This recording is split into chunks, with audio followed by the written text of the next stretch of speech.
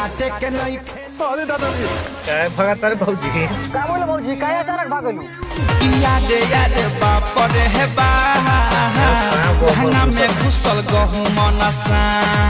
नितारी पहले पाड़ू ना तो दोनों बिल्ली में से कोन में ढुक जाए का हो करे जा आज अपन सुहाग रात हो बतावा केंगो मारी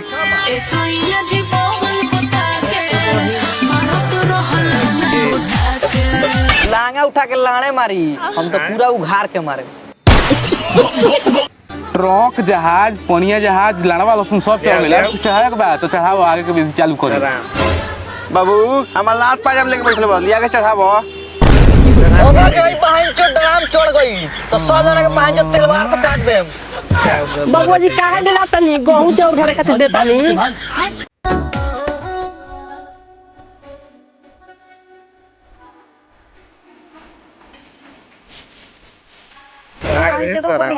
काट के डाल देबो सीमेंट बालू आहे भोसड़ी के खूब लेबो पाँच तेरा दे भाग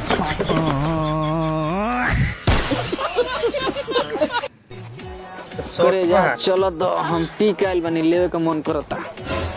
राजा हो पियल छोड़ दाना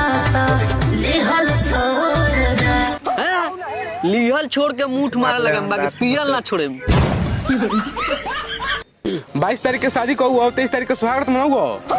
ये शादी तो कर लिए भैया बाकी अभी सुहाग रात हम नहीं मनाए काहे नहीं मनाए हैं काहे कि इसका एज अभी कम है इसलिए हम सुहाग रात नहीं मनाए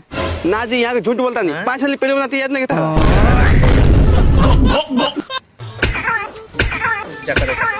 ये क्या है तू समझा वो झूठ काहे बोलू हमरा के ना देबू ना जी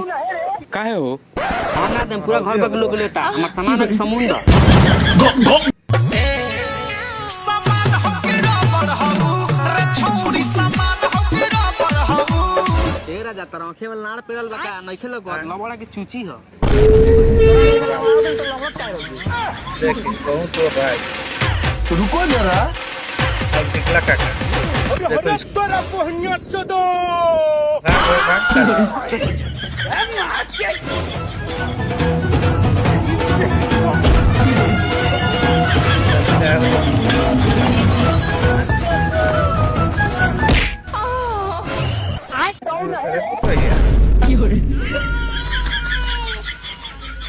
ये करे पतोहिया बाबूजी हम खेत के रखवाली करत रही रखवाली